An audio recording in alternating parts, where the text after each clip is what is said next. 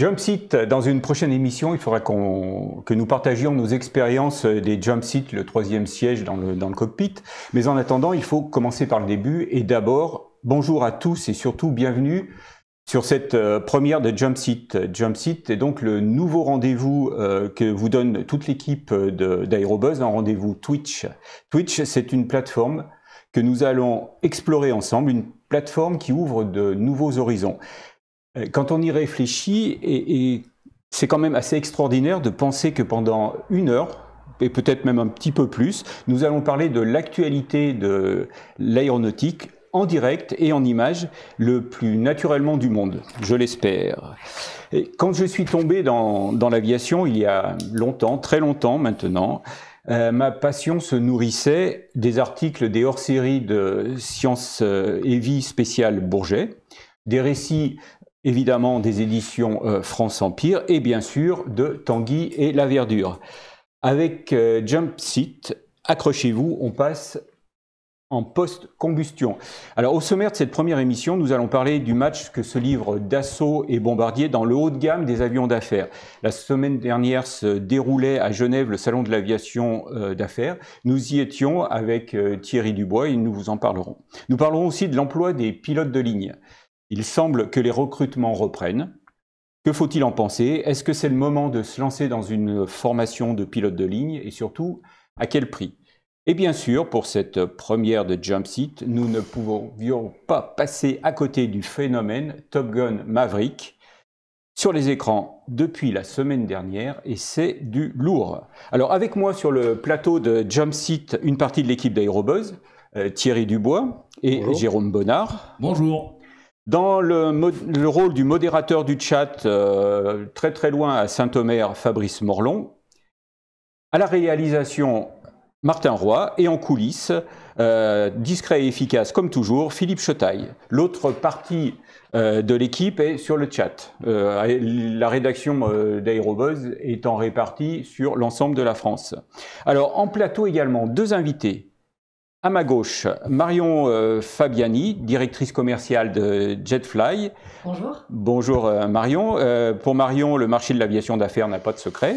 Et à ma droite, Antoine Méjean, qui vient de finir presque un an, un cursus de formation de pilote de ligne, et qui est à la recherche de son premier emploi en compagnie. Ouais, bonjour.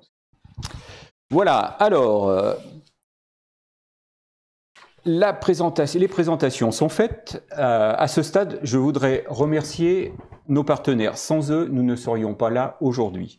Alors un grand merci d'abord à la Fédération française aéronautique, à Vinci Airport, à Total Energy et à OSAC qui ont compris ce que nous voulions faire avec Jumpseat. Et ce n'était pas évident parce que nos explications n'étaient pas toujours très très précises. Et Twitch reste quand même pour beaucoup un mystère dont nous allons lever le voile avec cette émission et les suivantes. Alors avant d'aborder avec nos invités les trois grands sujets au sommaire de cette première émission, je vous propose un tour d'horizon de l'actualité et donc on est parti pour une heure et peut-être un peu plus. Alors, je suis perdu dans mes fiches. Alors, oui, la première...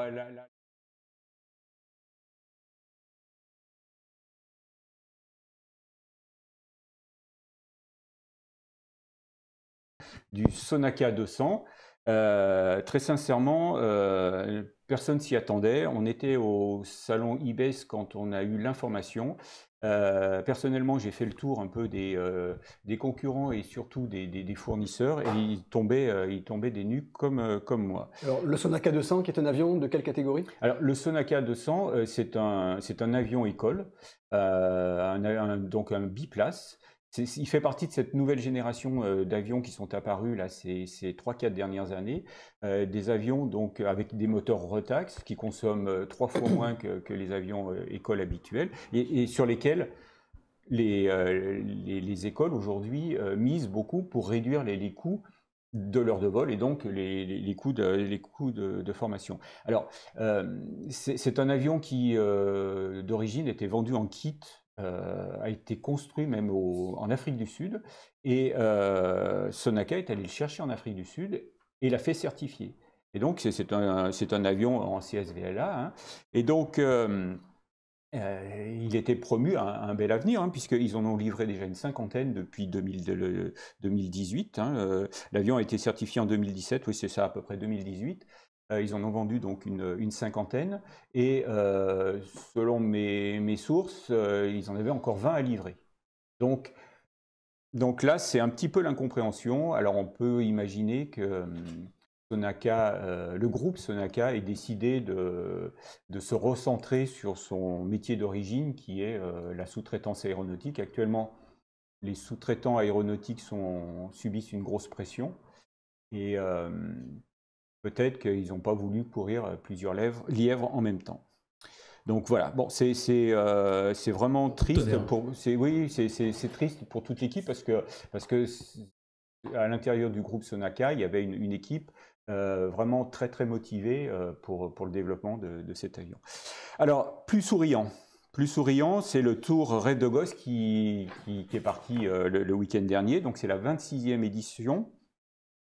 Aujourd'hui, donc le tour est à Valenciennes. Demain, il sera à Saint-Brieuc. Ça, je le dis pour les Bretons. 9 villes-étapes au programme. On est en train de vous montrer la bande-annonce. Donc Rêve de Gosse, je ne sais pas si certains d'entre vous sont déjà allés sur Rêve de Gosse. C'est une caravane qui fait une caravane d'avions légers qui fait le tour de France, et qui, à l'occasion de chacune des étapes, fait voler des enfants que le président de l'association, Jean-Yves Lémé, appelle les enfants cabossés par la vie, hein, donc des enfants handicapés, mais également qui sont issus de milieux sociaux défavorisés. Et donc la caravane, quand elle arrive, elle fait faire un baptême de l'air. Mais le baptême de l'air, c'est vraiment, je dirais, le point d'orgue, la cerise sur le gâteau, parce que ces enfants, pendant 1 an, dans leurs établissements, avec leurs éducateurs, travaillent sur des projets aéronautiques. Et donc, ils vivent dans une autre ambiance, et c'est d'une certaine façon le vol qui arrive en bout de course, c'est le rêve qui est exaucé. Donc ça, c'était Rêve de Gosse. Et puis la troisième actu qu'on a retenue pour cette première émission. Alors là, on change totalement de registre, puisqu'il s'agit des Addis Thunderbolt 2. Je dis bien 2, puisque le Thunderbolt 1, c'était complètement autre chose. Le Addis, c'est l'avion c'est celui qu'on, pendant la guerre du Golfe, on appelait le tueur de chars. Le tueur de chars. Tueur de chars, pardon. Voilà. Je pense à mettre mon micro. Ouais. Donc pourquoi on en parle aujourd'hui de cet avion qui a, je sais pas combien, une quarantaine d'années? C'est parce que Boeing a décroché un contrat du Congrès, un contrat de plus d'1 milliard pour livrer des ailes au Addis, le Addis qu'on est en train de voir sur l'écran. Et ça fait pas du tout l'affaire de l'US Air Force, parce que l'US Air Force, depuis le début, veut s'en débarrasser de cet avion, et parce que c'est un avion qui correspond pas du tout à ses standards. C'est un avion qui est subsonique, et voilà. Bon, donc là, ils sont repartis pour 10 000 heures de vol. Voilà. Donc, à moins que l'US Air Force trouve une excuse pour se débarrasser de cet avion, dont elle n'a jamais voulu, ils en ont pour quelques années. Donc, aujourd'hui, sur Aérobuzz, on a mis en ligne un article sur le Addis, un article fait par notre spécialiste Frédéric Lert. On salue. Oui. Alors, il aurait bien aimé être avec nous, Frédéric, mais là, il peut pas, parce qu'il a promis au FANA de livrer, avant la fin de ce mois, du mois de juin, un nouvel hors-série. Donc, courage à toi, Frédéric. Donc, le FANA de l'aviation, que nous saluons aussi en tant que confrères. Voilà. Pour bien comprendre, sur le Addis, donc, qui, au-dessus de l'US Air Force, a pris la décision? C'est carrément le Congrès. Le Congrès aux États-Unis qui vote les budgets et qui décide du choix des armes. Voilà. C'est un peu la même histoire que les B-52, non? Ils sont partis pour... Ils sont repartis pour longtemps. Et puis, alors, les mauvaises langues diront que c'est toujours 1 milliard de prix pour Boeing qui, en ce moment, est en difficulté. Dans une mauvaise passe. Voilà, dans une mauvaise passe.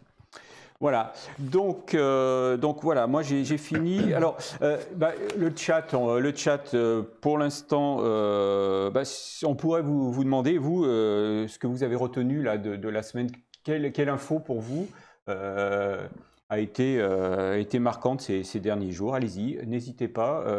Et Fabrice qui modère le chat fera remonter. Voilà, alors... Passons à notre première rubrique, point fixe, et ça, je me tourne donc vers...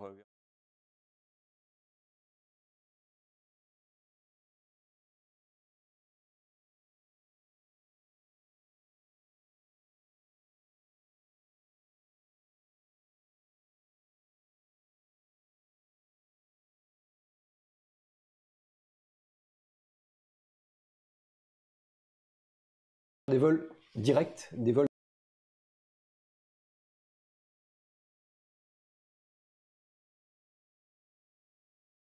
Le projet se concrétise enfin avec une commande ferme de Qantas pour 12 Airbus A350-1000, donc qui est un petit peu le navire amiral chez Airbus et qui va devenir un peu le navire amiral de la flotte Qantas. Une commande de 12 avions donc, au début du mois. On va se pencher sur un aspect un peu particulier. On va bien expliquer ce que c'est, l'offre que permet ce nouvel avion. Et puis on va se pencher sur l'aspect de l'empreinte écologique, l'empreinte carbone de ces vols. Alors on va se pencher en particulier sur le vol emblématique du projet Sunrise, qui est le vol Sydney-Londres, Sydney-Heathrow, qui aujourd'hui se fait avec une escale. Alors c'est en train de changer, bon, prochainement l'escale sera à Singapour. En attendant l'arrivée des A350 qui aura lieu en 2025, c'est un A380 donc, qui fait actuellement ce vol. Il y en a encore qui volent. Donc il y en a encore qui volent, absolument, il y a qui volent et qui revolent, tout à fait. Et ce vol, il porte un code particulier. Ce vol, le Sydney-Londres, c'est le QF1. C'est le vol le plus prestigieux de la compagnie. Ça nous rappelle le AF001, là, non? Ça rappelle le AF001 en Concorde, le Paris-New York, tout à fait. Donc on va pas revenir sur l'historique des relations fortes entre l'Australie et le Royaume-Uni. Donc le QF1... Non, parce qu'on est une émission aéronautique, on ne va pas parler de sous-marins. Bon, je n'avais pas préparé les sous-marins, j'ai juste préparé la 350. Et donc ce Sydney-Londres détiendra, quand il sera effectif, le record du vol le plus long du monde avec 19-20 heures. Ça dépendra du vent, vraisemblablement, en tout cas à mesurer précisément, mais le vol le plus long du monde, certainement. Ce projet Sunrise, c'est un projet commercial. C'est un projet où il est question de gagner du temps. On va gagner environ 4 heures sur le Sydney-Londres et dans des conditions de grand confort. Grand confort, 238 sièges dans un A350-1000, c'est très peu. Pour vous donner quelques références, l'A350-1000 d'Air Caraïbes, donc on est à l'autre extrémité, Air Caraïbes qui remplit ses A350-1000 avec 429 passagers. Typiquement, bon, ce que donne Airbus pour cet avion, c'est une fourchette de 350 à 410 sièges, à 410 passagers. Donc avec 238, on est très très en dessous. Donc les passagers, même ceux de la classe Eco, je ne sais pas si on pourra encore l'appeler classe Eco, vont payer cher. Vont payer cher de toute façon et auront beaucoup de place. Une des raisons étant d'ailleurs que de toute façon, si on veut faire un vol si long, on ne peut pas mettre la pleine charge de passagers, il faut surtout remplir les réservoirs de carburant et la version Qantas de la 350-1000 aura un réservoir supplémentaire. Donc transition toute trouvée puisqu'on parle de carburant vers l'empreinte carbone, à l'heure où tout le secteur aéronautique travaille enfin à devenir durable, nous nous penchons sur cet aspect. On va comparer donc le futur vol à 350-1000 au vol actuel ou qui s'apprête à entrer en service puisqu'il y a un petit remodelage en cours, ce vol en 380 qui fait une escale à Singapour. On va parler d'empreinte carbone par passager. Alors on pourrait se dire, super, on passe de l'A380 à la 350 avec une empreinte carbone fortement diminuée. Ce qu'Airbus vend sur son site, et ce qui est vérifié par les compagnies, c'est un gain d'environ 25% de consommation de carburant et donc d'empreinte carbone avec cet avion, avec cette nouvelle génération d'avions. C'est constaté aussi par les pilotes. Alors j'ai pu discuter avec notamment un pilote qui connaît bien les longs courriers, notamment le 777 et la 350. Alors si on compare la 380, et qui connaît bien aussi la 380, pardon.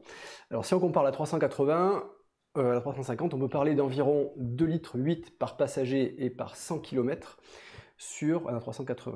Et sur un A350, d'habitude, dans les conditions habituelles d'un A350, donc long courrier, mais pas non plus très long courrier, et avec une charge de passagers classique, comme celle que j'évoquais tout à l'heure, on est à environ 2 litres, un peu plus de 2 litres aux 100 km par passager. C'est énorme la différence. La différence est considérable. Donc voilà, donc on pourrait se dire, d'un côté, le meilleur rendement énergétique de la 350 va permettre, en plus de cette offre commerciale améliorée, de réduire l'empreinte carbone des passagers de Qantas. Mais de l'autre côté, il y a deux facteurs qui défavorisent cette empreinte. Alors le premier, c'est ce qu'on évoquait, c'est le nombre de sièges plus faible. Voilà. Donc même avion, même charge de carburant, zut, 238 passagers au lieu de 350. Donc là, on se doute bien que on perd beaucoup cet avantage, ce gain en consommation qui était là au départ. Et l'autre facteur, alors là, on va faire un petit peu d'aérodynamique. L'autre facteur, c'est qu'un vol très long courrier subit un effet boule de neige en matière de consommation de carburant. Si on veut emporter plus de carburant pour voler longtemps, eh bien on va en consommer davantage. Le carburant qu'on emporte, en plus, en fait consommer davantage. À cause du poids, hein, c'est ça? À cause du poids, exactement. Et c'est là qu'on fait un peu d'aérodynamique.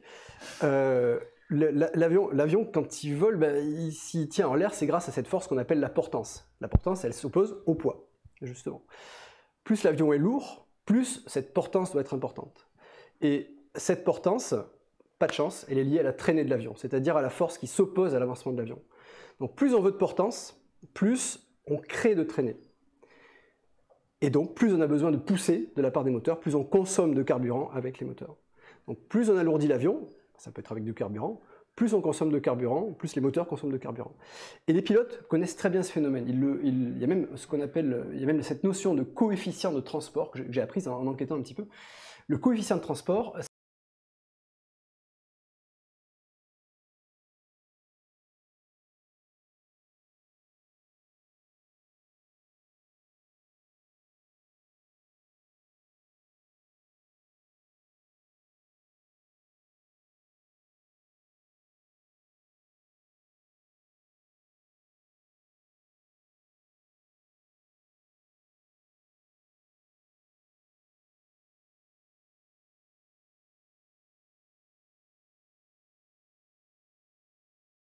bien sûr, je reviens au sujet de départ qui est cette empreinte carbone par passager. J'ai consulté le site de Qantas à la recherche d'un calculateur CO2, sans succès. Alors on peut compenser ces émissions de CO2 sur le site Qantas, mais on aboutit seulement à un montant. Le site de Qantas vous propose de compenser vos émissions de CO2, ça vous coûtera X $. Mais on n'a pas le poids du CO2, on n'a pas la quantité de CO2. J'ai écrit au service communication de Qantas, sans succès. Je me suis donc tourné, si on m'écoute chez Qantas, nous sommes preneurs pour une prochaine émission, de votre réponse. Et je me suis donc tourné vers une ONG, une association qui s'appelle Transport and Environment. Ce sont des lobbyistes pro-environnement à Bruxelles, et des gens considérés comme tout à fait sérieux, comme des partenaires, pas franchement, des partenaires qui ne laissent rien passer, mais comme tout à fait sérieux. J'en parlais avec des gens chez Safran il y a quelques semaines. Les gens de TNE, Transport and Environment, sont des lobbyistes tout à fait sérieux, même s'ils s'opposent souvent à l'industrie des transports, notamment aéronautiques. Et donc pour moi, et je les en remercie, ils se sont livrés à ce calcul, ils ont corroboré plusieurs sources, ils ont un peu extrapolé, bon, on est retombé sur des... Donc du coup, là, tu t'es fait des amis chez Qantas, là. Quand ils vont sortir... nous accueillons volontiers le droit de réponse de Qantas. Non, mais je recadrerai à la fin. Bon, nous, c'est l'angle qu'on a choisi. Eux, ils ont un angle différent. Ah, c'est sûr. Et donc, je parle en chiffres ronds pour fixer les idées. Et encore une fois, parce qu'on est obligé de faire quelques approximations. Mais un A380, avec le vol qui s'apprête à commencer avec cette escale à Singapour, on est à environ 500 kg de CO2 par passager pour la liaison Sydney-Londres. Et en A350, eh bien, on augmente. On augmente et on passe à environ 600 kg, 600 au lieu de 500, en passant donc un vol sans escale de Sydney à Londres. La conclusion, c'est que ici, le rendement énergétique de l'A350 est mis au service d'une nouvelle offre commerciale. Donc il y a une offre qui est tout à fait remarquable par les conditions de confort et le temps qu'on va gagner, mais le rendement énergétique de l'A350, pour le coup, n'est pas du tout mis au service de l'environnement. Voilà, vous avez des questions à poser à Thierry, qui a fait une étude complète. Autant que possible. Autant que... mais j'accueille volontiers les réactions et les questions. C'est vrai que c'est toujours intriguant et c'est toujours une question de savoir est-ce qu'il vaut mieux faire une escale ou faire un grand bond et emmener du carburant qui servira que pour les dernières heures. Tout à fait. Il y a un optimum. Alors je ne me suis pas lancé dans ce calcul-là, mais il y a un optimum. Si on cherche à faire un vol très court, on tombe dans un autre problème, un autre facteur défavorable, qui est qu'on consomme beaucoup de carburant à la montée. Et cette grande consommation à la montée, si on fait un vol court, on n'en aura pas beaucoup profité en croisière, qui est la phase où on consomme tout à fait relatif le moins. Donc il y a un optimum. Antoine, dans la formation de pilote de ligne, c'est le genre de sujet qui est étudié? Oui, pour faire court, en fait, dans la formation de pilote de ligne, on a une partie qui est très théorique. Donc, et dans cette partie très théorique, on a 14 certificats. Et dans les 14 certificats, en fait, vous avez un certificat qui est Flight Prep, donc préparation du vol. Et dans cette préparation du vol, on appelle justement, on a cette partie justement de calcul de coefficient de carburant où tout le monde se dit, oh, mais ça ne nous servira jamais. Et justement, ça peut servir. On appelle ça le fuel tankering. En fait, c'est une valeur qu'on vient calculer et qui nous donne exactement ce que tu as donné. Des coefficients en fait et qui vont nous permettre de dire est-ce que ça vaut le coup avec le prix à l'arrivée. On bossait même à la TPL avec des tableaux en fait d'exemples où en fait on rentrait dans le tableau le prix du carburant au départ, le prix du carburant à l'arrivée plus ce coefficient et alors ça date un peu mais à l'issue en fait on arrive à sortir un calcul pour savoir si ça vaut le coup ou non et si ça vaut le coup combien on pourrait prendre pour que ça vaille le plus le coup. Quoi. Voilà, et là on est sur un autre aspect de la question qui est légitime aussi, qui est la différence de prix de carburant entre les aéroports. Et effectivement, on peut avoir intérêt à en prendre un peu plus à l'arrivée parce qu'il sera plus cher, un peu plus au départ, pardon, parce qu'il sera plus cher à l'arrivée. Mais là, du fait qu'il y ait moins de passagers, ça compense pas avec l'augmentation de carburant, justement? Moins de passagers, moins de masse Non, le nombre moindre de passagers, il sert surtout à pouvoir remplir entièrement les carburants et en prendre encore plus. Bon, alors on va... merci Thierry pour cet éclairage sur le Sunrise. Et on va passer là maintenant au sujet, un des trois gros sujets de notre première émission, qui est donc l'actualité de l'aviation.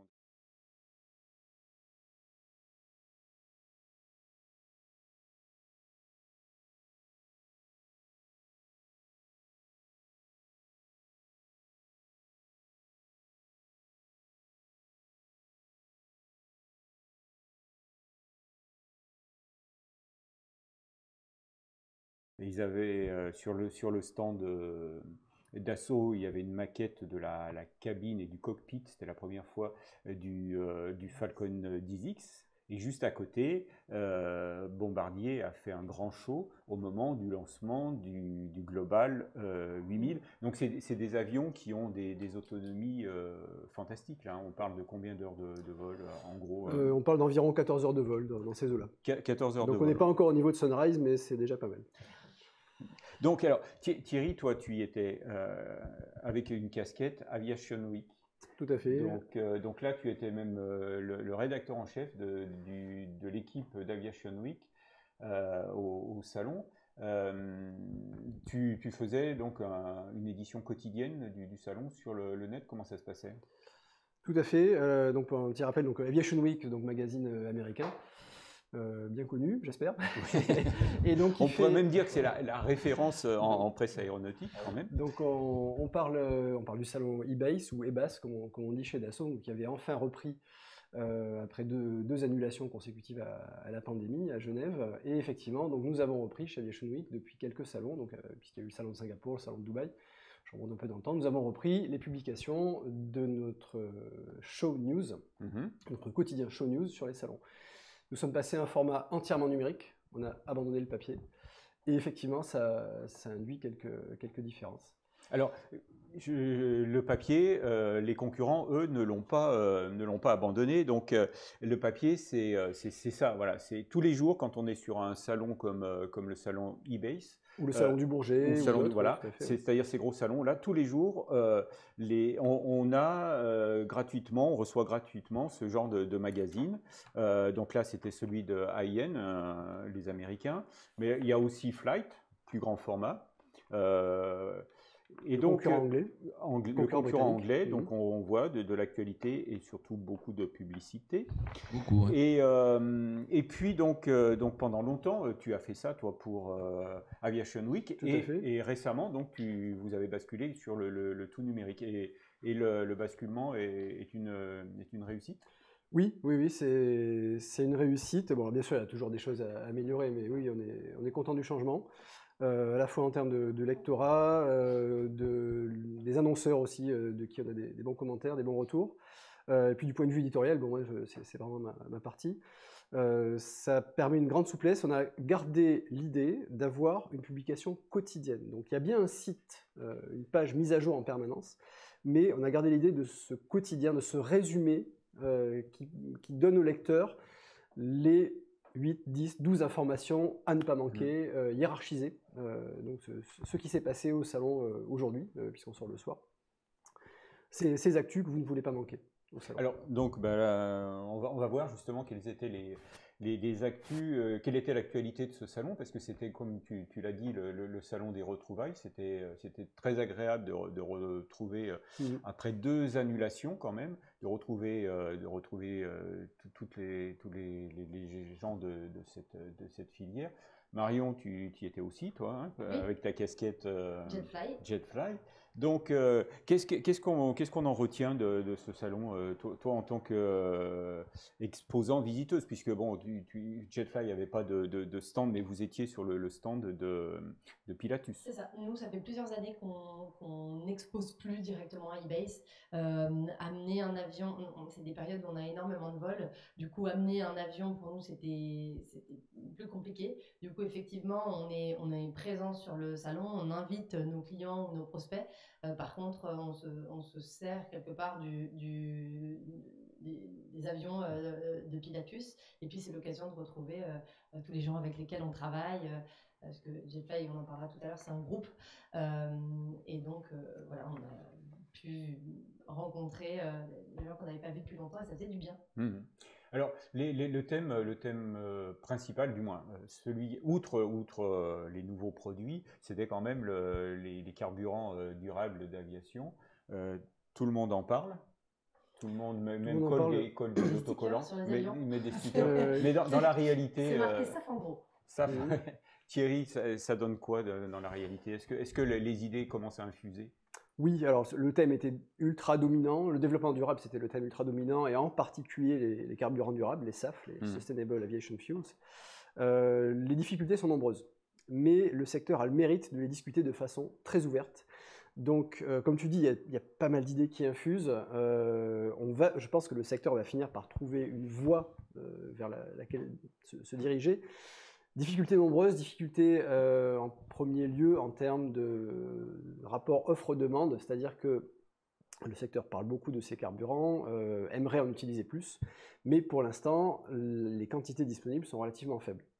C'est une question d'investissement, il faudrait que les investisseurs dans des usines de ces carburants soient plus nombreux, que les investisseurs mettent davantage la main au portefeuille. Il faudrait aussi qu'on soit sûr des ressources, c'est pas si évident que ça de fabriquer des carburants à partir de végétaux, de déchets, etc. Et il faut être sûr des quantités de ressources disponibles. Donc difficulté en termes d'offres. Difficulté aussi en termes de demande, puisque, alors là je demanderai à Marion de réagir, mais nous ce qu'on a entendu chez Aviation Week, c'est que dans les aérogares privés, les FBO, pour prendre du jargon de l'aviation d'affaires, il y a pas mal de pilotes qui sont pas très sûrs. Ah oui, on me propose le carburant classique et on me propose le SAF. Ma compagnie m'encourage à prendre du SAF, mais in fine c'est moi qui décide. Techniquement je suis pas sûr, je connais pas bien les SAF, je connais pas bien ces carburants durables. Je vais prendre du carburant classique, du carburant fossile. Et donc, il y a certains FBO, certains aérogares privés qui se retrouvent avec des SAF qui n'arrivent pas à vendre, ou moins vite qu'espéré. Est-ce que tu as aussi ce son de cloche? chez Jetfly? Nous, on est plutôt, Jetfly, on est plutôt pour carrément. Par contre, nous, parfois, on a plutôt un problème d'offre pour le coup. Nous, on a envie d'en mettre, sauf que ça se trouve pas sur tous les terrains. Et donc, parfois, on est confronté au problème inverse, justement. Ça se trouve pas sur tous les terrains. Et alors, typiquement, les années précédentes, certains avions étaient venus au salon eBase avec des carburants durables dans leur réservoir, mais ils avaient fait le plein ailleurs, parce qu'il n'y en avait pas à Genève. Cette année, il y en avait à Genève pendant 3 jours, pendant la durée du salon. C'est ça. Et quand même, moi sur le stand, j'ai parlé avec un des pilotes d'un G600 ou 650 qui m'a dit, en fait, on a eu un peu de problème pour en trouver. Du coup, ils n'étaient pas satisfaits du niveau d'offre qu'ils avaient eu pour venir. Donc il y a encore beaucoup de chemin avant que on puisse rentrer vraiment dans le rythme d'augmentation progressive de la part du SAF dans les réservoirs. Alors, autre chose, ce qui ressortait aussi là, de tous les échanges qu'on a eus sur le salon, c'est que la pandémie a, d'une certaine manière, mis en avant l'aviation d'affaires, l'offre de l'aviation d'affaires. Et donc là, au salon, j'ai eu l'occasion de poser la question à Marine Eugène, qui est la directrice Europe de FlexJet. FlexJet, c'est 250 avions d'affaires en gestion dans le monde. Et ils démarrent en Europe. Ils ont démarré juste en 2019, au moment avant la crise.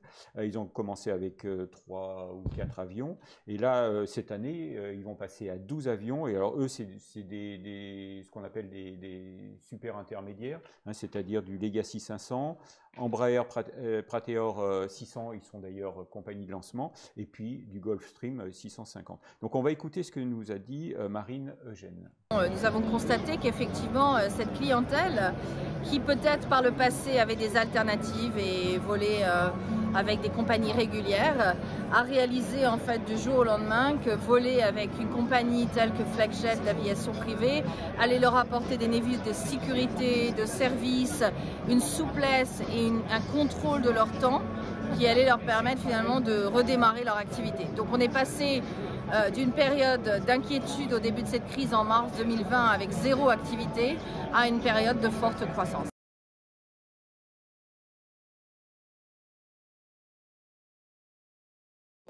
Et donc du coup, on va essayer de les copier. Sauf que les Suisses sont encore devant. Et les prévisions de marché, d'ailleurs, pour le PC12, prévisions de marché indépendantes de Pilatus, sont très bonnes pour la décennie à venir. Oui. Et le PC24, donc, qui est un avion, donc, lui, à réaction, biréacteur, combien de places? Donc, ça dépend un peu de la configuration qu'on choisit, mais nous, on les a pris en 8 sièges exécutifs. C'est donc 6 ou 8 sièges en fonction de la configuration choisie. On a des images, on vous les montrera là, un peu plus tard. On a de belles images des PC12 et PC24 en train de voler au-dessus de la montagne. Et donc on verra ça tout à l'heure. Je voulais revenir aussi donc sur ce duel entre Dassault et Bombardier sur les grandes cabines, parce que Bombardier a lancé au moment du salon IBES son nouveau modèle qui est là on est vraiment dans le superlatif, hein. C'est des avions, de très très grandes cabines qui ont des très grandes autonomies, mais quand on dit superlatif, c'est même au-delà de ça, puisque Bombardier a expliqué et a même montré que à l'occasion des premiers vols d'essai, il y a donc 1 an, ils ont réussi à atteindre le Mach 1, même dépasser Mach 1, c'est-à-dire que c'est un avion d'affaires qui a réussi à passer le mur du son. Donc là, on a une vidéo de Bombardier.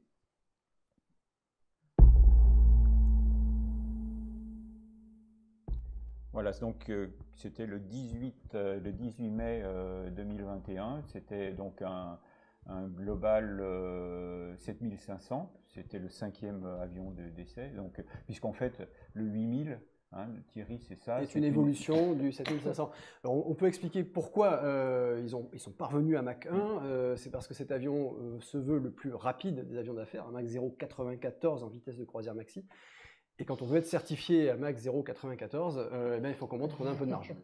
Il faut qu'on ait un peu de marge, et cette marge, elle vous pousse jusqu'au domaine. Tiens, ça me rappelle Top Gun, on en reparlera. Juste au-dessus de Mach 1.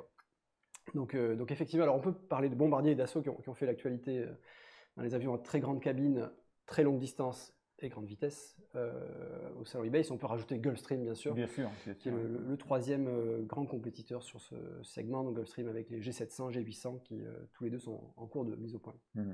Comme le Falcon 10X de Dassault et le Global 8000. Et donc justement le Falcon 10X et le Global 8000 doivent sortir en même temps, être disponibles sur le marché en même temps, c'est-à-dire en 2025, c'est ça. Ouais.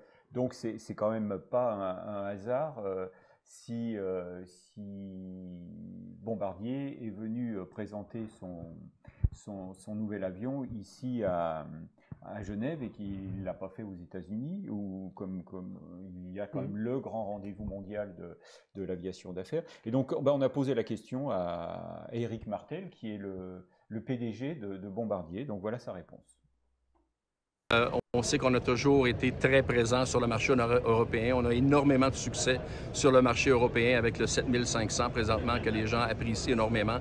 Alors pour nous, on avait le choix, mais on pensait qu'à eBay, étant donné que c'était un retour aussi, que ça fait quelques années, d'avoir une nouvelle significative pour le Salon de Genève.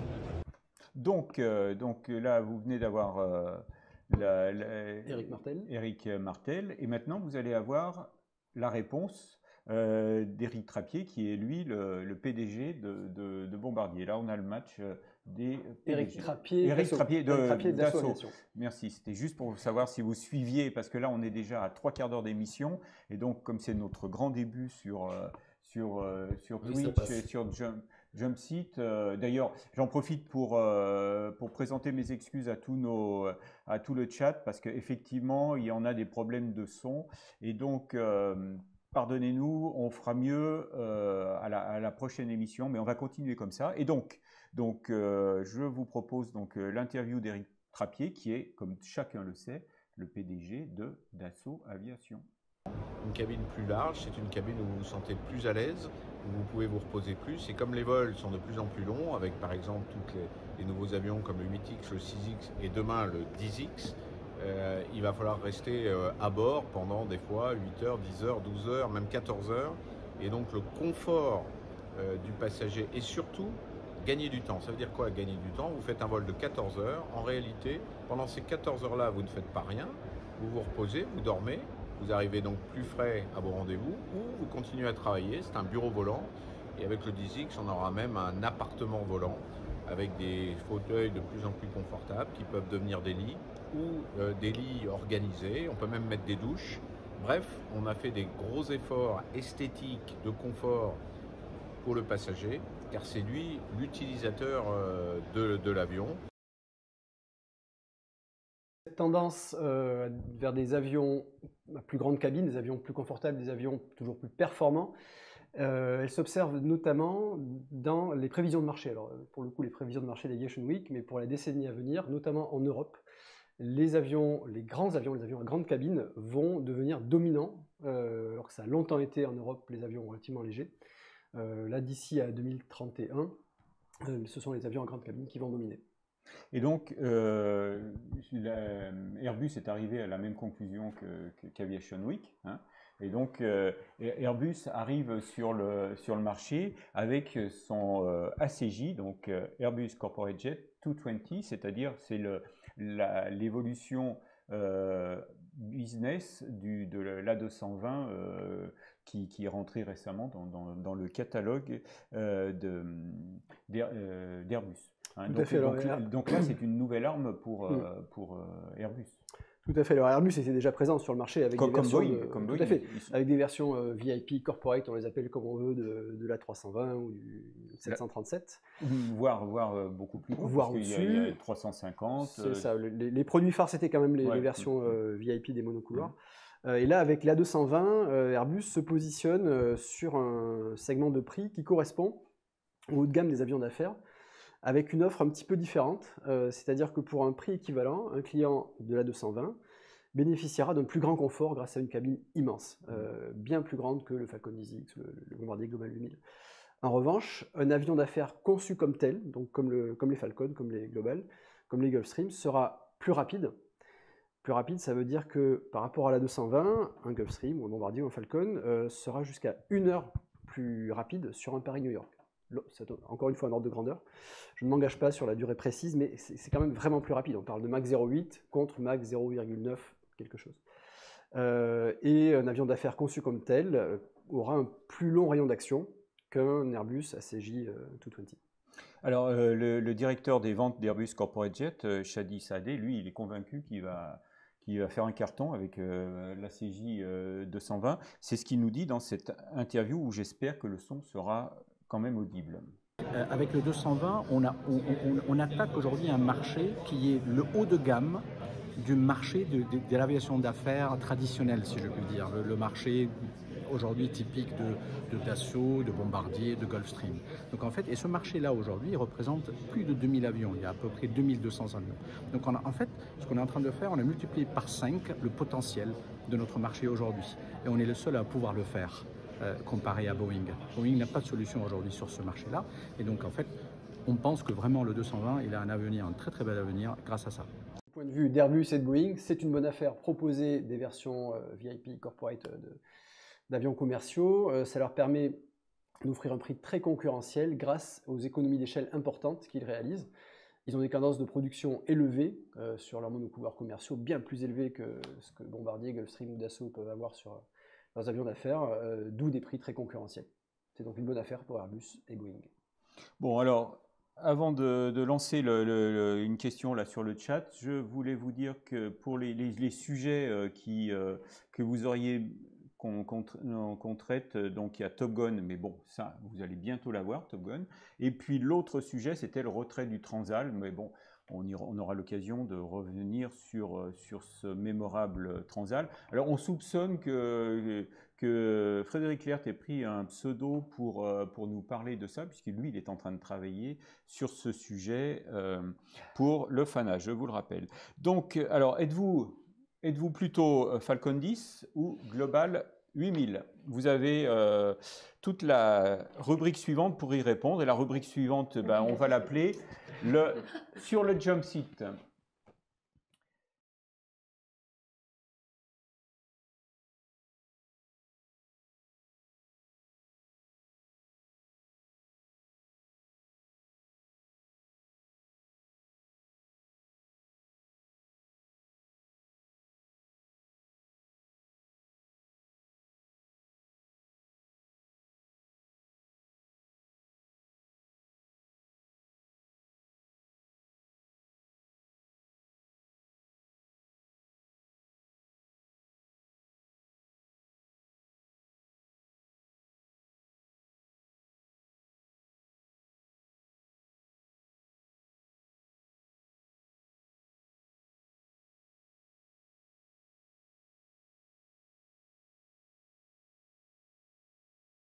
C'est une aviation beaucoup plus proche. Voilà, là on n'est pas dans les grandes cabines. C'est ça, nous on n'est pas dans les grandes cabines, mais ce qu'on voit aujourd'hui, c'est que les gens, ce qu'ils valorisent le plus, c'est leur temps et c'est d'arriver au plus proche de leur destination d'intérêt.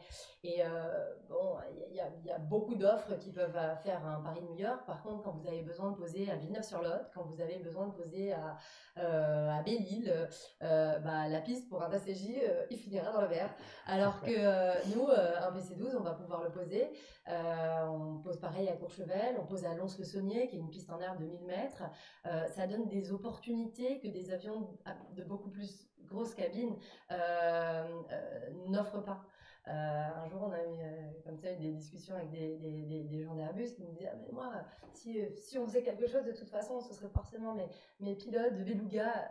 En soi, c'est un peu dingue. Dans les faits, la capacité qu'il faut pour arrêter un PC-12 sur un terrain à Courchevel qui fait 535 mètres, un pilote de Beluga, il ne posera pas en fait l'avion. Donc un peu chacun son métier, mais nous, ce qu'on défend, c'est vraiment cette aviation qui rapproche les gens. On revient un peu aux racines de l'aviation, de dire on va au plus près de la destination. C'est ça l'aviation d'affaires. On n'a pas la plus grosse cabine, mais par contre, on gagne ce qui est le plus précieux au final, du du temps, sur des petites distances. Et alors, qui sont les clients de Jetfly? Nous, on a des gens simples qui ont très bien réussi, qui ont créé des sociétés qui ont entre 500 et 3000 personnes. C'est eux qui l'ont créé. On n'a pas pour l'instant, enfin quelques-uns, mais pas de PDG de très grosses entreprises qui sont là de façon un peu temporaire. On a vraiment des gens qui ont tout monté, qui ont besoin de se déplacer, de gagner du temps, et donc qui sont très heureux d'être dans du PC-12 ou du PC-24. Ils connaissent aussi des avions beaucoup plus gros. On a des clients qui sont propriétaires d'avions plus gros, mais pour poser, je sais pas, à Arctique de Lussac, si vous avez besoin d'aller à Saint-Émilion, bah, clairement c'est le PC-12 parce que sinon vous poserez à Mérignac et puis ce sera 45 minutes de voiture. Pareil pour Andorre, quelqu'un qui pose à Andorre. Andorre c'est un bon exemple parce que soit derrière vous allez à Barcelone, soit vous allez à Toulouse et à chaque fois c'est 2h30 de voiture. Quand on multiplie ça par le nombre de passagers dans le vol, si vous faites une réunion avec votre directeur juridique, votre directeur financier, quand on voit le coût chargé des gens à l'heure aujourd'hui, dans les faits, c'est de l'aviation d'affaires, oui, mais de l'aviation d'affaires simple et qui fait gagner du temps et de l'argent. Et donc de l'argent. Vous nous expliquiez qu'on peut acheter un avion d'affaires en propriété partagée, une petite part. Et la moyenne, c'est quoi? Quelqu'un qui achète un avion complet pour lui, on estime que la moyenne d'utilisation sur un avion de type PC-12, PC-24, ça va être 400-500 heures. D'accord, au total, avec un split en fonction du nombre de vols propriétaires et de vols si l'avion est opéré commercialement. Par an, on parle de par an. Avec Jetfly, nous, la plus petite part, c'est un 16e, 6,25% d'un avion. Ça vous donne droit à 35 heures et nous, on parle en heures occupées. C'est-à-dire que le positionnement de l'avion, d'où l'avion vient et d'où l'avion part, c'est pas le problème entre guillemets du client, parce que lui, il est facturé que du temps passé à bord. Et ça, c'est un gros avantage par rapport à une compagnie qui va être basée et où toutes ses opérations tournent autour de sa base. Alors nous, c'est une vraie complexité en interne. On est 300 au total, dont 150 pilotes pour gérer tout ça. Mais effectivement, pour le client, ça présente des avantages non négligeables. Alors, on parlait de 150 pilotes. Vos pilotes travaillent en équipage ou ils sont seuls à bord? Parce que c'est des avions sur lesquels c'est des avions qu'on pourrait faire voler seul, enfin fly single pour le PC-12. En plus de ça, on est sur une opération en transport privé pour Jetfly majoritairement. Donc, on pourrait faire voler nos avions avec un seul pilote. C'est pas ce qu'on fait. 100% de nos vols sont assurés, sont opérés avec 2 pilotes qualifiés sur le type. Ça, c'est vraiment une question de sécurité. Quand la nouvelle direction est arrivée, avant, c'était une possibilité d'avoir un deuxième pilote. Depuis plus de 12 ans, maintenant, c'est obligatoire. D'accord.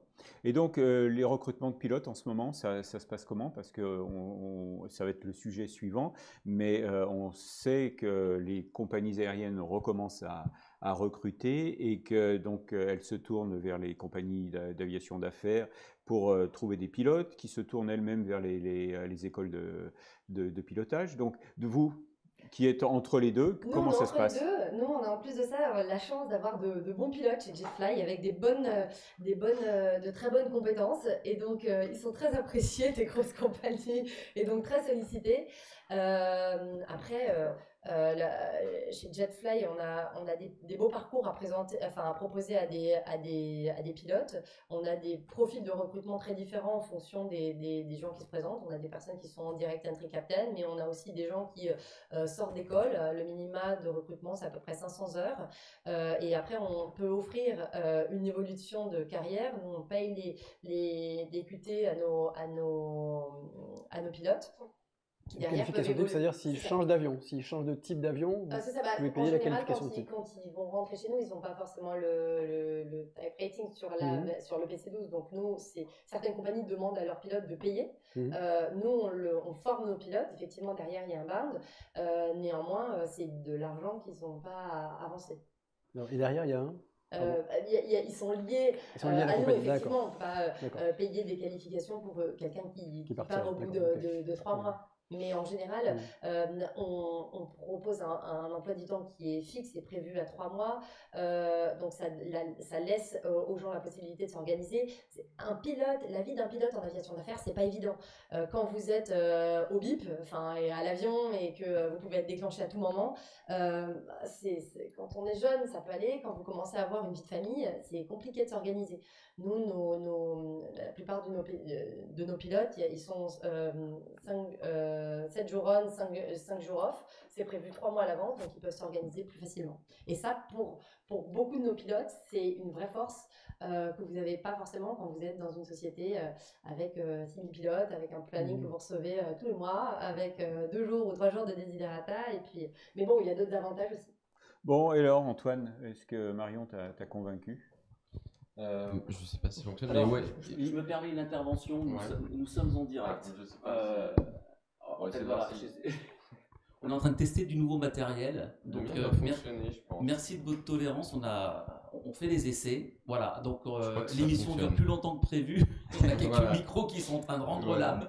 Alors j'ai une solution, tiens. On va quand même inverser. Ok. Non, effectivement, quand j'entends ce discours-là, moi j'ai pour le coup des amis à moi qui ont quand même réussi à rentrer dans d'autres compagnies de jet privé et qui pour le coup sont comme tu l'as dit effectivement au BIP. Donc c'est vrai que c'est assez frustrant pour eux parce que justement eux par exemple ça va être des programmes on va dire 20 jours on, 10 jours off et sur les 20 jours on, il y a que 8. Il faut pas que je dise de bêtises, mais je crois qu'on est entre 8 et 9 heures de pause entre chaque moment où ils sont déclenchés.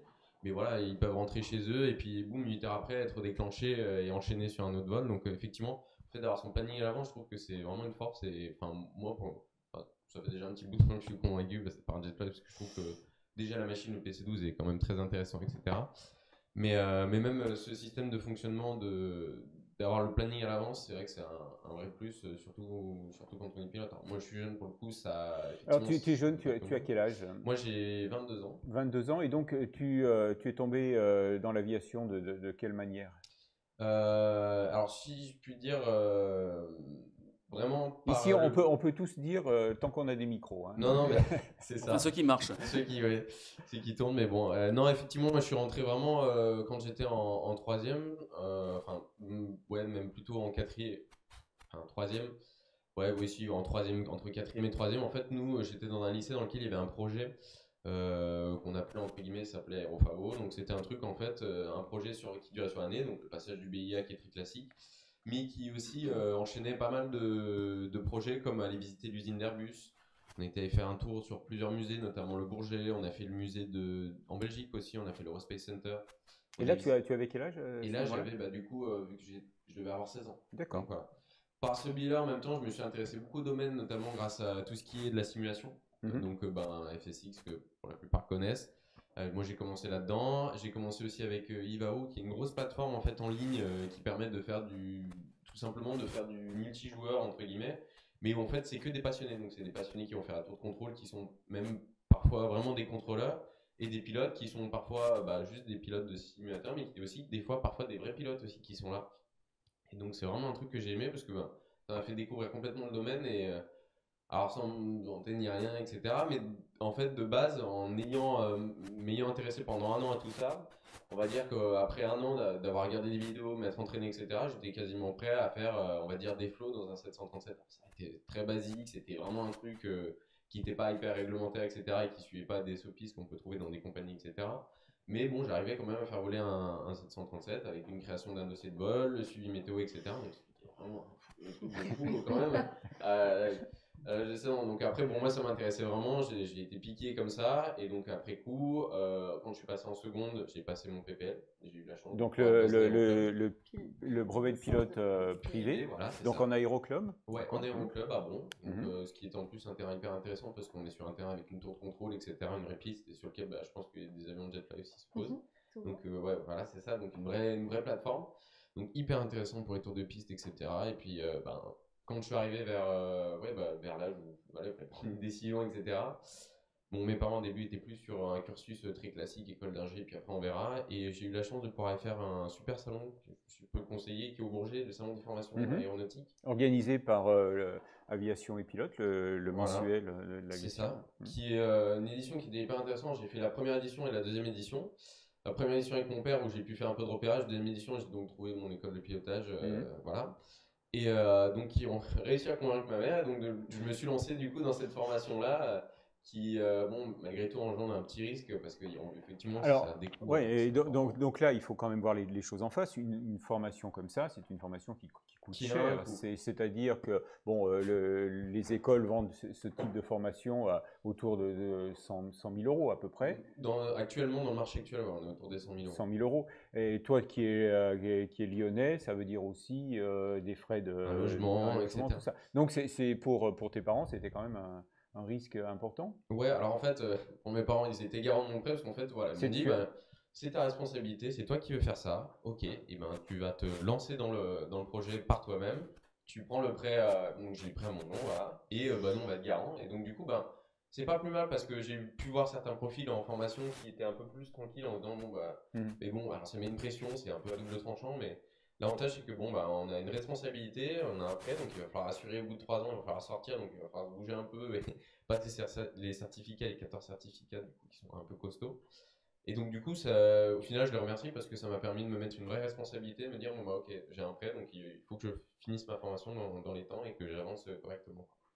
Et donc là aujourd'hui, donc tu es. Et donc après 2 ans, donc j'ai fini cette formation. Donc je suis tombé au niveau pour faire court, je suis tombé en décembre de l'année dernière, donc en fait sorti du deuxième confinement. Donc là effectivement le marché n'était pas ce qu'il était. J'ai eu la chance de pouvoir être recruté dans une société donc à côté, donc qui m'a permis de mettre un peu de sous de côté, donc bosser en tant que commercial. Et donc c'était on va dire de l'alimentaire, mais ça m'a permis vraiment de pouvoir remettre un peu d'argent de côté pour réinvestir là-dedans et faire une formation d'instructeur. Donc la formation d'instructeur, ce qui est assez intéressant avec cette formation-là, c'est qu'elle nous permet à l'issue de pouvoir, au pire, entre guillemets, si je peux dire, bénévole dans un Air Club, donc voler, entre guillemets, gratuitement et pouvoir former des gens, donc c'est hyper formateur, notamment... c'est très formateur. Voilà, je rebondis. On cherche beaucoup des gens avec des profils, les profils qu'on fait de l'instruction sont très intéressants pour nous aussi.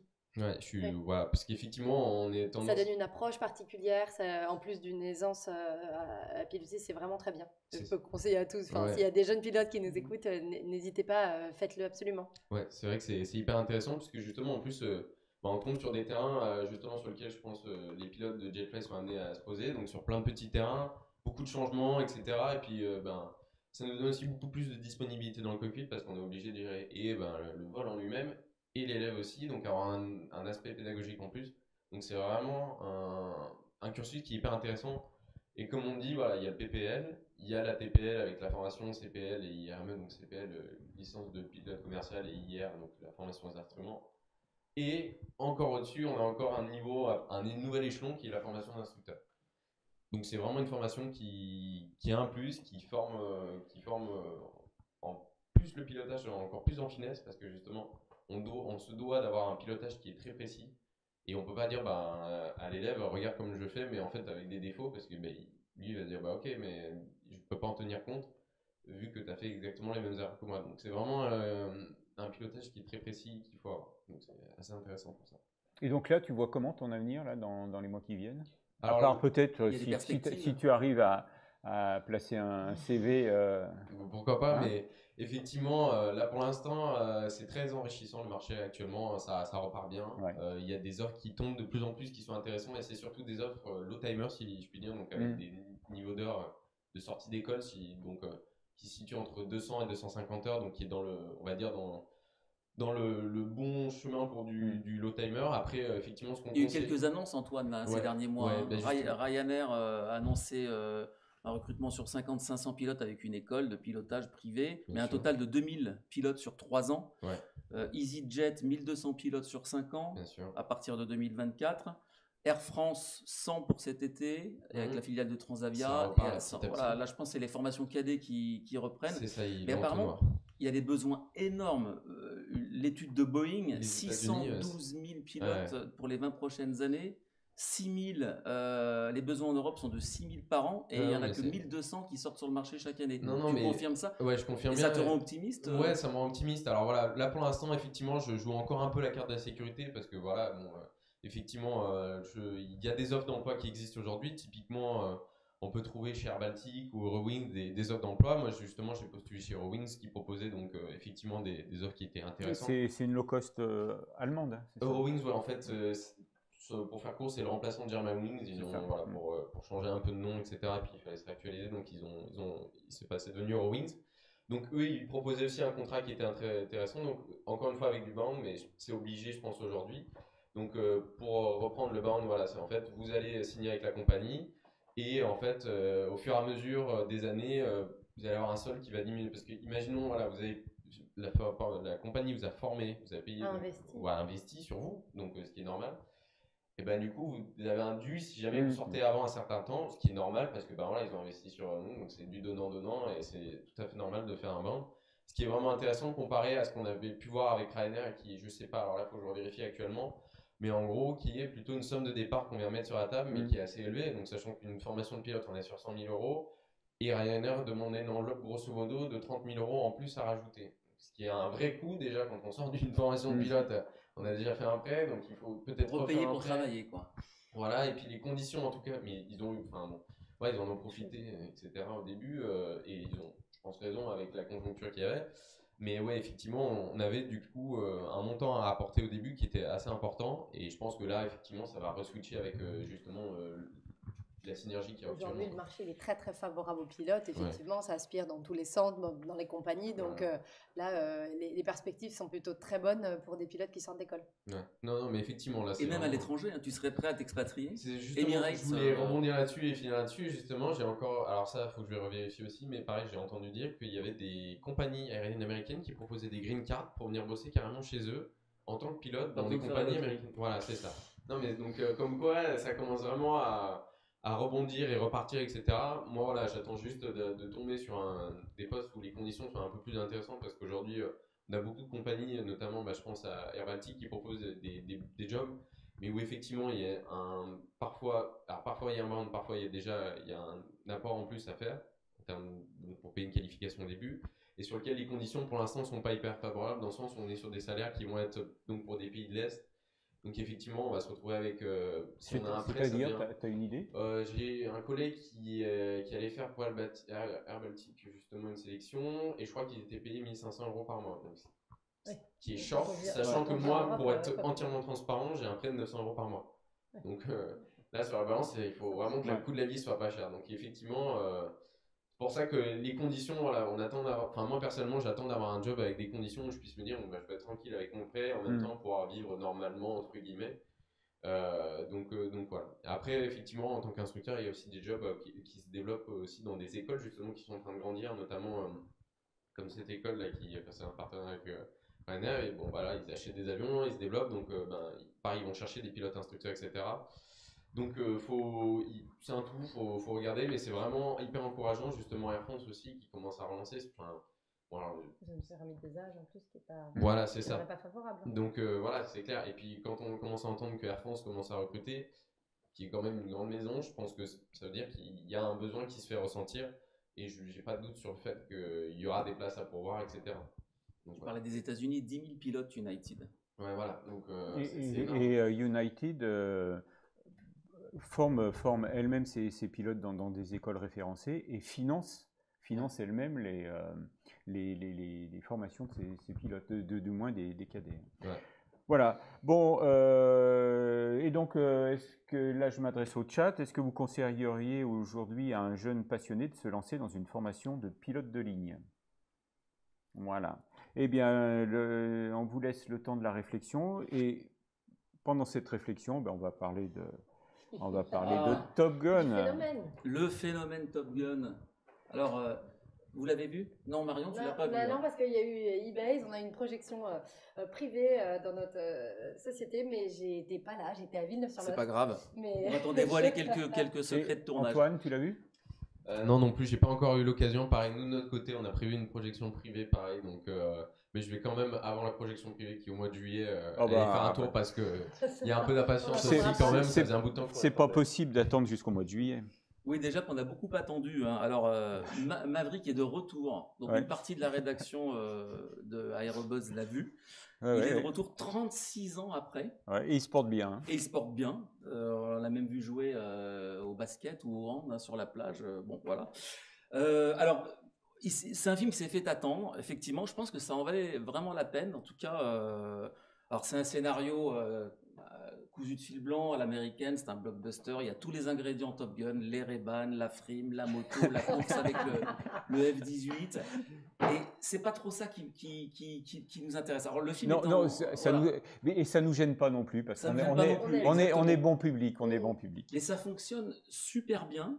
Alors on va pas vous raconter l'histoire. Non. On va pas la spoiler. On va pas leur dire comment ça se finit non plus. Hein. Voilà, exactement. On peut quand même dire que Tom Cruise.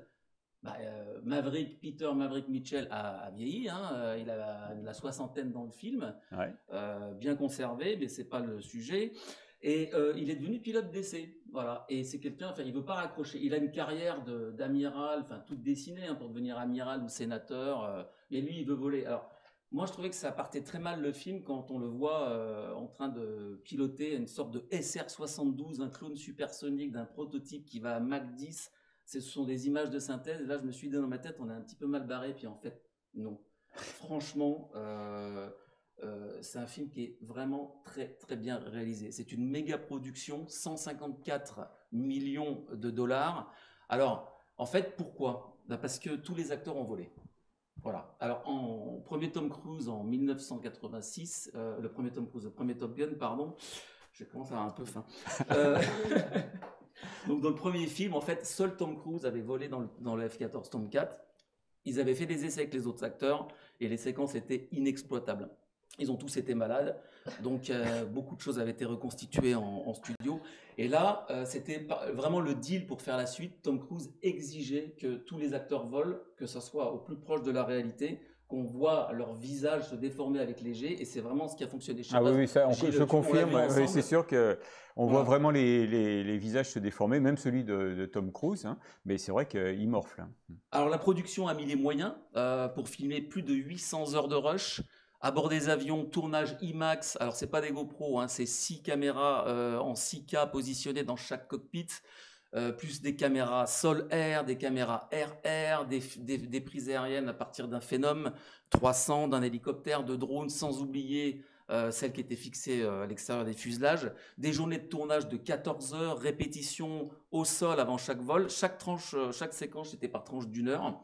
Parfois, alors c'est le dossier de presse, ah oui, je vous ai pas dit, on va y revenir, on a reçu un dossier de presse de Paramount, j'en ai imprimé que 10 pages, il y en a 74, c'est passionnant à lire, vraiment, on va y revenir aussi, enfin si on a un peu le temps, et surtout des batteries. Bref, alors parfois il y avait 27 caméras en simultané, autant de séquences que les 3 Seigneurs des Anneaux réunis. Voilà. Alors, inutile de vous dire que la mise au point de toutes ces séquences a été préparée minutieusement en étroite collaboration avec la Navy, même si l'acteur aux indémodables Ray-Ban avait depuis longtemps les idées bien arrêtées et peut-être aussi les bons mots. Je vais vous faire honneur, les gars, voler signifie beaucoup pour moi, la Navy signifie beaucoup pour moi, ils ont un esprit différent de celui d'un aviateur, tout simplement, et je voulais rendre hommage à leurs valeurs. Je voulais aussi rendre hommage à cela dans le premier Top Gun, c'est pourquoi j'ai souhaité faire ce film. Voilà. Alors Tom Cruise et le producteur Jerry Bruckheimer sont allés rencontrer un vice-amiral donc pour préparer le tournage avec des conditions donc très arrêtées. C'est que vraiment, en fait, c'est plus Tom Cruise qui était le chef d'orchestre, hein, le maître d'œuvre de ce tournage. Et alors, est-ce qu'on sait s'il a investi, est-ce qu'il a fait partie de l'équipe de production, de producteur, est-ce qu'il a investi dans le film? Oui. Alors, je ne sais pas combien, mais il est coproducteur du film, absolument. Et on peut dire que c'est le co-réalisateur aussi. Hein. Il a été très exigeant là-dessus. Alors, en 2018, il est retourné à Miramar aux États-Unis, sur la base militaire où une grande partie de Top Gun avait été tournée 33 ans auparavant. Et il s'y est rendu pour suivre un programme d'entraînement, pour voir si tout allait bien, depuis qu'il avait volé sur des jets sur des F-14. Donc il a suivi un programme d'entraînement, parce que voilà, en 85, il avait réellement volé sur les F-14, mais les autres acteurs avaient été malades, je l'ai déjà dit. Donc Tom Cruise est un habitué, donc il a fait suivre ce programme à tous les acteurs, alors, les jeunes recrues, Un programme de préparation de 5 mois de vol intense qui restera certainement gravé dans leur mémoire. La plupart ne connaissaient pas le monde de l'aéronautique. Et selon la production, c'est Tom Cruise qui aurait lui-même créé le programme pour les besoins du film. Voilà, en donnant aux jeunes acteurs des objectifs quotidiens sur mesure et en enrôlant des instructeurs pour leur apprendre d'abord à se sentir à l'aise avec l'aviation, puis à apprendre à voler et enfin à être capable d'encaisser des jets. Chaque jour, ils devaient remplir un formulaire détaillé sur le déroulement de leur journée afin que Tom Cruise puisse ensuite ajuster et personnaliser chaque programme individuel. Voilà. Alors les jeunes acteurs ont commencé leur formation sur des Cessna 172, ils sont passés sur l'Extra 300 pour commencer à ressentir ce que c'est que le jet et la voltige. Ils sont passés sur des L-39 Albatros, là sur jet, et puis après ils ont ceux qui ont vu le film, ils ont volé sur des F-18. Alors c'est extraordinaire, quand on voit leur visage, les figures subir les jets, ce sont... Ah oui, c'est sûr que c'est extraordinaire. Moi, je ne voudrais pas forcément être à leur place, mais... Alors il y en a qui ont été malades, voilà. Mais on leur a dit, c'est à prendre ou à laisser. C'est à prendre ou à laisser, et on les a aussi rassurés. C'est pas grave si vous êtes malade, ça fait partie de l'apprentissage. En résumé, il faut aller le voir. Il faut aller le voir. Alors, ce qui est quand même intéressant, c'est que le film il a été décrypté par des pilotes de Rafale de la marine. Française. Voilà. Donc, il y a Johan qui a 28 ans, c'est un pilote Rafale marine. Il a dit c'est quelque chose qu'on pourrait faire, qui est un peu réaliste. Alors, il est assez modéré. Les formations serrées, quand on voit un moment Maverick passer entre deux F-18, il arrive par en dessous et on voit les deux avions qui s'écartent. Alors il a dit on ferait pas ça en vrai, ça serait quand même trop dangereux. Alors c'est pas irréalisable. Oui, mais c'est un film. C'est un film. On revient sur la scène mythique de 86 lorsque le F-14 se retourne pour faire le fameux doigt d'honneur à son ennemi. Jamais je ne risquerai cela. C'est moindre faux mouvement, c'est trop proche. Les F-14, alors bon, et puis on est bien élevé dans la marine nationale. Et puis on est bien élevé. Exactement. Alors, il y a une manœuvre aussi classique qu'on a vue dans le premier et dans le second Top Gun, c'est la manœuvre de l'aérofrein. En théorie, qui pourrait être réalisable, où il actionne l'aérofrein pour casser vraiment la vitesse de l'avion et se laisser doubler par les ennemis. 50% réaliste. Voilà. Alors on a un autre pilote qui s'appelle Pierre-Henri Chuet, qui est aussi un ex-pilote marine. Alors lui, c'est un ex-pilote marine qui a monté sa chaîne YouTube. On le salue, où il décrit beaucoup de choses comme ça. Alors lui, c'est assez proche de la réalité d'un point de vue technologique, d'un point de vue tactique de combat. Ça donne une bonne idée de ce que c'est en vrai. C'est une très bonne vulgarisation, estime l'ancien pilote de chasse qui est désormais youtubeur. Pour lui, c'est 80% réaliste. Voilà. On s'y croit complètement. L'évolution du métier de pilote de chasse entre 1986 et aujourd'hui, on donne la part belle aux avions omnirôles aujourd'hui. L'évolution du métier, la complexité, les guidages légers, sol-air, parfaitement réaliste, la pureté du vol, l'expérience ciné-combat des pilotes contre eux-mêmes et contre les éléments, les fameux facteurs de charge que je vous disais tout à l'heure. J'ai presque fini. La plupart du temps, ils sont dans des avions biplaces. Alors voilà, ils ont quand même tourné en place arrière, donc c'était des F-18 biplaces, évidemment. Les acteurs n'ont pas piloté. Alors je ne sais pas si on leur a fait tenir le manche à un moment ou à un autre, c'est bien possible. Il faudra leur demander. On pourra leur demander. On espère qu'on aura plus de succès avec Tom Cruise que Thierry en a eu avec Qantas. Oui, exactement. Mais on ne perd pas espoir de l'avoir. C'est un peu... Bron, c'est un peu trop proche, mais bon, voilà. Donc les facteurs de charge, ils sont en place arrière. C'est ce qui rend le film si particulier, rajoute Pierre-Henri Chuet. Le tactique, le combat, très bonne vulgarisation. Tourné lors de véritables vols d'entraînement, c'est vraiment important de leur dire. Il n'y a pas eu de séquence préécrite pour les vols. Ils ont vraiment profité du savoir-faire des pilotes. Ils ont des séances d'entraînement. Voilà. Et voilà, on a fait le tour. Là, je pense que tu as convaincu tout le monde. J'espère. Voilà, donc là, allez voir Top Gun et puis on en reparlera à l'occasion. Plus calme, ce week-end, il y a le meeting de l'affaire TLS, c'est en plein air, donc c'est aussi du grand spectacle et puis ça sent bon, toutes ces odeurs de carburant cramé, pour l'instant. Donc l'affaire TSC, c'est le week-end prochain. Et tiens, pour le chat, pour vous, quel est votre meilleur film d'aviation? Voilà. Vous avez le temps de la question désormais rituelle que nous allons poser à nos invités. Marion, pour toi, quel est ton plus mémorable souvenir sur un jump seat? C'est tout simplement une fois, je revenais de Toulouse et du coup j'étais en 28A ou quelque chose comme ça, je n'avais pas envie d'aller jusqu'au bout. J'ai demandé à l'hôtesse si à tout hasard je pouvais m'asseoir sur le jump seat en disant voilà je suis dans l'Arien, je vous donne ma carte, ce que vous pouvez voir avec le pilote. Et quand le pilote a vu Jetfly PC12, il est venu chercher mes affaires et on a parlé tout le trajet et il me disait bon moi j'ai choisi la compagnie parce que clairement j'ai femme et enfants à Toulouse et j'ai besoin de dormir chez moi le soir, mais on pouvait voir dans ses yeux que son cœur de pilote était là et que si hors toutes les contraintes, il irait clairement vers ce type d'aviation là. Et donc c'est un bon souvenir le jump seat. C'est un très bon souvenir. C'était quoi comme avion? Un A320 ouais, ou un A700. Ouais, c'est ça. Voilà, d'accord. Et toi, Antoine? Ouais, alors moi c'était sur un retour il n'y a pas très longtemps d'un vol provenant de l'île Maurice. C'était un vol de chez Corsair sur 330-900 Neo, donc les derniers là qu'ils ont reçus. Donc c'était un vol assez long parce que c'était un vol qui faisait Maurice-La Réunion, Marseille et Marseille-Lyon. Et sur la partie Marseille-Lyon, j'ai pu passer sur le jump seat justement. Et donc c'était un vol de nuit presque levé de soleil, donc c'était sympa parce qu'on était dans la vallée du Rhône, donc plutôt sympa. Et la cerise entre guillemets sur le gâteau, voilà, il y avait du brouillard à l'arrivée, donc on a fait une Mieles Dual 4.3, donc pour ceux qui connaissent, donc qui était un atterrissage à l'autopilote, donc c'était très particulier de voir ça. Et puis surtout quand on entend en fait l'avion qui dit minimum, donc le moment de choisir si on se pose ou pas et si on voit la piste ou pas, au moment d'entendre minimum, la rampe d'approche donc pour se poser, donc là c'était vraiment très sympa. Donc, bon, cool. Et ton meilleur film d'aviation?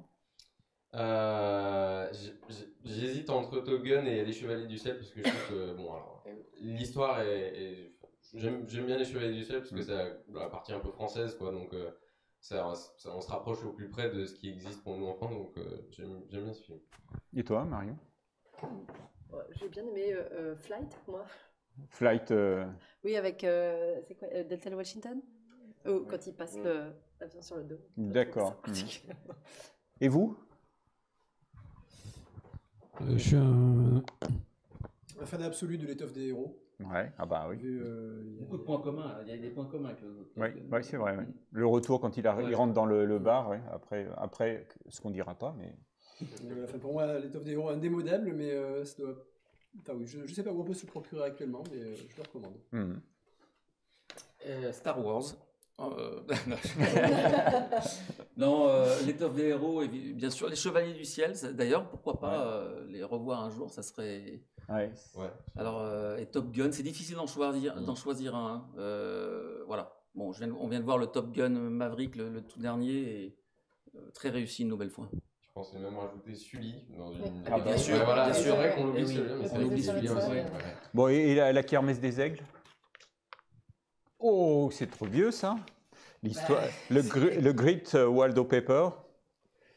Bon, ça date de 1975, ouais, bien sûr, mais c'est l'histoire des cirques volants juste après la Première Guerre mondiale, et c'est des histoires basées sur des faits réels. Je vous le conseille, pour moi, c'est le meilleur film de cinéma. Bon, ben voilà. C'était la première, c'est fini. Merci à nos deux invités. Parce que c'est avec nous, vous avez essuyé les plâtres. Merci bien. Merci au chat aussi, hein, parce que vous avez quand même été très, très dynamique. Merci bien sûr à nos partenaires, parce que sans eux, on ne serait pas là, si je le répète.